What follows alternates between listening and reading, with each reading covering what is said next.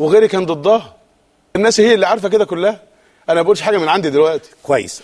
لان انا ابن الثوره وغيري اللي كان ضدها، لان في المرحله الاولى كان في ابناء ثوره كثر، فكان الامر معروض على الكل. دلوقتي احنا يا استاذ عماد هناك فارق بين الثوره والثوار والحاله الشعبيه والقانون والحاله القانونيه. نعم.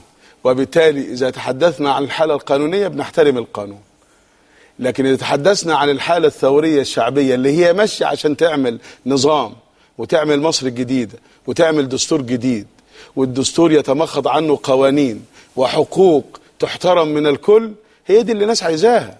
طب السؤال يعني أنا لما يقال عني إن أنا كنت معتقل يوم 28، نعم، ده شرف. أنا معتقل من الثورة، لا محدش وبالتالي لا أنا بقول لحضرتك ده شرف، وبالتالي ده عشان الثورة. فإذا لما يقال إن أنا كنت في ميدان التحرير، وأنا كنت في الإخوان ساعتها، كنت أحد المسؤولين الأساسيين عن ميدان التحرير بالنسبة لحركة الإخوان في الميدان، عن المساعدات اللي موجودة. فالناس أنا عارف هم عايزين إيه، المجتمع المصري عايز ينتقل. وبالتالي لما يتقال إن ابن الثورة هو اللي الثورة هتحاسبه والشعب هيحاسبه وهنجرب معاه الانتقال من الحالة إلى الحالة، ده أمر طبيعي في السياق، ده أمر طبيعي جدا. هو ده الأمر الطبيعي، غير كده هو اللي يبقى مش طبيعي. طب ده أنا بس بقر الحالة مع الاحترام والتقدير لسؤال حضرتك. طبعا هنخوض في موضوع الثورة وجماعة الإخوان في مرحلة لاحقة إذا أذنت لي حضرتك، لكن أنا دلوقتي بتكلم في قضية إنه تكون أنت مسؤولا عن فكرة التغيير وحكم آخر. البعض بيقول ومتخوف، وبرضه واجبي ان انا اطرح السؤال على حضرتك اتفضل. حتى تجلي ساحة الإجابة وتتفضل به. هذا حق الناس كلها أن تسأل كيفما تشاء، طالما حضرتك بتنخر رأي الناس. كويس. طالما مهما كان عددهم قليل، لكن ده رأي محترم في المجتمع.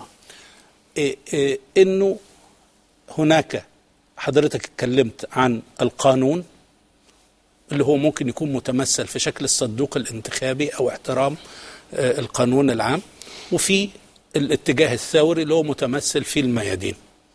البعض يخشى انه اذا فزت فتتحدث دائما عن الصندوق، انا جابني الصندوق. حتى حضرتك لحد دلوقتي بتقول انا اللي فزت باكبر عدد من الاصوات، لكن اذا خسرت لا قدر الله من منظور انصار حضرتك ستاتي ستقول لا هذا مخالف للثوره، فتتمسك بالثوره. فانت في حقيقه الامر تلعب هذه اللعبة السياسية وقدامك احتمالين وليس لديك مرجعية واحدة، هل الصندوق أم الميدان؟ ايه المرجعية عندك؟ اسمح لي يعني أن أعود إلى الميدان وأعود إلى الناس، لأن الناس قاموا بالثورة كويس ومشوا مسيرة طويلة بأمل. والإدارة المرحلية إدارة مؤقتة، والإعلان الدستوري إعلان مؤقت، والأمل والنقلة في إن احنا نختار برلمان، نختار رئيس، نعمل دستور، ننتقل. كويس. وبالتالي في المرحلة الانتقالية يظل الفعل والدفع الثوري بالناس كلها مهم جدا. فالصندوق هو نتاج الثوار اللي بيروحوا يحطوا رغبتهم فيه. فالثوار متفقين حتى وإذا كانوا مش ما مضوش عقد اتفاق إنه احنا عندنا دستور مؤقت، عايزين نعمل انتخابات، الانتخابات تجيب برلمان، البرلمان ده يعمل لجنة جمعية تأسيسية تجيب دستور، نعمل انتخابات رئيس. كل دي ترجمة لرغبات المرحلة الانتقالية. حضرتك الثورة هدفها هو اللي كان بيقودها، مش أي فصيل ولا أي واحد بعينه. وبالتالي الثوار بتركيبتهم المجتمعية هم اللي موجودين حتى الآن، بعضهم في البيادين وبعضهم بيراقب الساحة. إذا لزم الأمر، إذا لم يترجم الصندوق بجد من وجهة نظرهم رغبتهم الحقيقية بمراقبة بجد، لن يحترموا منتج الصندوق، لأنه ساعتها هيبقى مزور، وده مفهوم التزوير. عشان كده أنا بقول إن مهمة القائم على الأمر المجلس الأعلى للقوات المسلحة دلوقتي إنه يحرص على أن إرادة الناس بجد هي التي تترجم في نتيجة، ولا يحدث أي نوع من الحيود بين نتيجة الصندوق وبين إرادة الناس. لو حدث حيود الناس لن ترضى. سؤال. وهذا بقى ايه هو المعيار. اذا احنا عايزين ايه؟ احنا عايزين استقرار ولا لا يا استاذ عماد؟ طبعا. احنا عايزين انتقال بحالة قانونية ولا حالة رغبة اشخاص؟ احنا عايزين مشاكل تتحل ولا لا؟ اذا احنا لازم نحترم الوضع القانوني، نحترم الدستور المؤقت، تبقى الجماهير وضغطها وثورتها ضامن لهذا الانتقال طبقا لإرادتها. ما فيش تعارض بين التتابع ده الطبيعي. طب السؤال سيدي، ده اللي الناس عايزاه. طب السؤال بس السؤال يعني انا اقول رغبة عندي وعند كويس الناس. كويس. نعم. السؤال بس عشان الناس ترتاح، لانه في نوع من الغمامة الكبيرة حول هذه المقولة، يا ريت حضرتك تجليها، والا اذا فضلت هتبقى خطر كبير. نعم. انه وكأنك بتقول لي الصندوق نتاج الثوار، ودي مقولة صحيحة. نعم 100%. ده صحيح. كويس.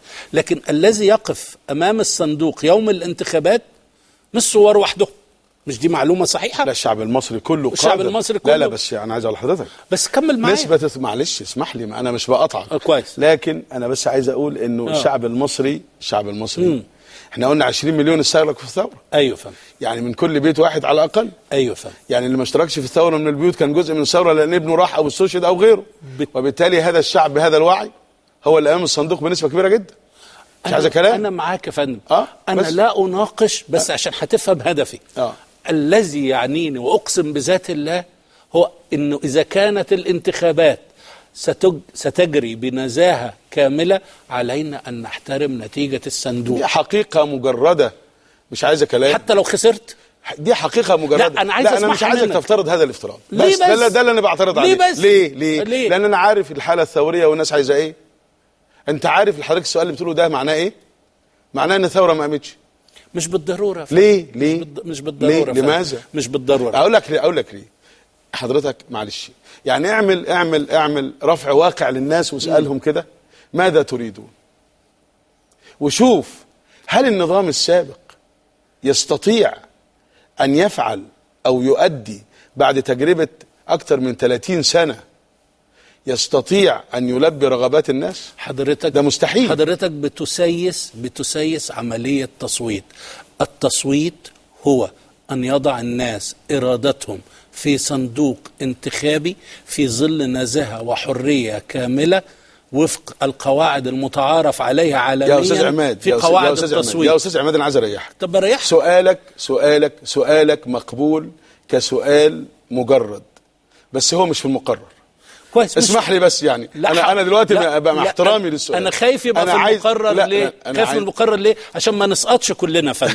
انا نفسي انه كائنا من كان، ما نسقطش كلنا من كان اذا فاز يا سيدي، اذا فاز مثل الدول الديمقراطيه يرفع سماعه التليفون، اللي خسر يرفع عليه السماعه. يا استاذ عماد لحظه بس هكمل لحضرتك. بتتكلم عن انت لسه قايل المحكمه الدستوريه. أيوه. سوف تقرر يوم 14. كويس. دستوريه قانون العزل من عدمه. ايوه فندم. اذا عما نتحدث. اذا نحن نتحدث عن اذا كان ما زال حتى هذه اللحظه كويس. هناك شك في ان يكون هناك. بتنزل حملات ليه النهارده؟ كنت في لا ده مش علي انا، كلنا بننزل. لا مش علي انا، ده الكلام في قانون العزل اللي لا يمسني انا.